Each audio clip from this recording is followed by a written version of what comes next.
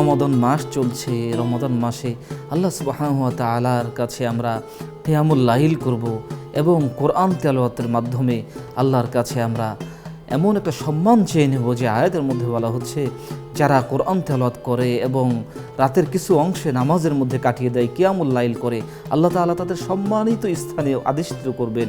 এজন্য আসুন, আমরা তো অন্য সময় ওঠার সময় হয় না, আমরা হয়তো উঠতে পারি না, কিন্তু এই শেষ রাতে তো সাহারির বরকতে আমরা উঠি। এজন্য 2 রাকাত কিয়ামুল লাইল এবং নামাজ, তাহাজ্জুদের নামাজ পড়ব। আল্লাহ সুবহানাহু ওয়া তাআলা আমাদের যেন এই নামাজের মাধ্যমে সম্মানিত জীবন দান করেন। আসুন আমরা নিয়মিত অভ্যস্ত করি, নামাজ পড়ি, তাহাজ্জুদ পড়ি, আল্লাহর কাছে কান্নাকাটি করি। আমিন।